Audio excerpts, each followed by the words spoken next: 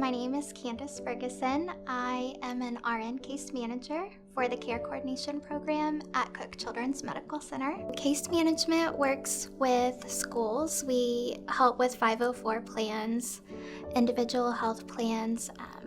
We also work with the different therapy providers, and we're going to help collaborate with the providers and the therapy providers just to, ensure that the plan of care is being followed. Case management is both medical and social. While our nurse case managers may focus more on medical, we do also do a lot of social work. Our roles intertwine. Social work is going to do more of an assessment of the child and the whole family, so financial, maybe any hardships that they might be experiencing. In my program, we rely heavily on donated funds that are in the foundation. We do rely on those dollars quite a bit.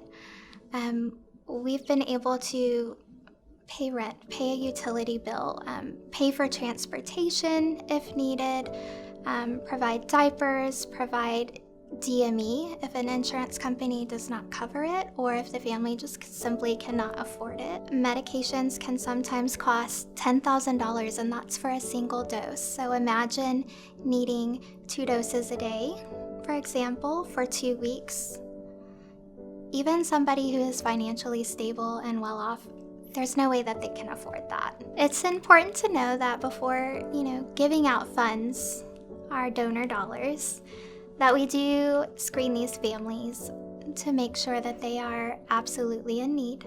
We do reach out to community resources first. We do, like I said, do an assessment of their financial situation. We do home visits.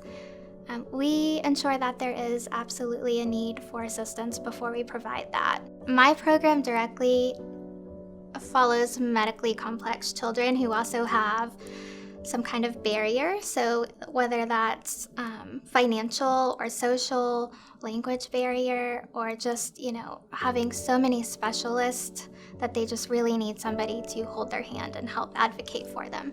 So with that being said, I have a single mom who has 2 children, and her baby was born and required a 2-month stay in the NICU.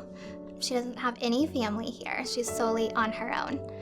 So imagine being in our NICU for 2 months, not being able to work, trying to provide childcare for your other child who's at home. When her baby was discharged from the NICU, they arrived to their apartment and had a eviction notice on their door, which means, they were so far behind and their apartment wasn't able to work with them and they were about to lose their home.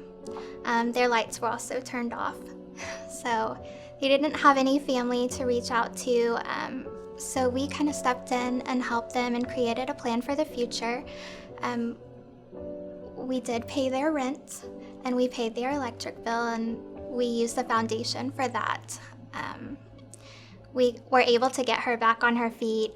She was able to work a little and save up money so she could pay the rent the next month. And so that's one of my most favorite stories, just because we were able to help, and I know what it's like to be a single mom and how hard that is. I have also benefited from donor dollars because when my child was very small, they thought that he had a heart condition, so he was admitted to our hospital. Unfortunately, I was a single mom. I was working as a licensed vocational nurse at that time, so I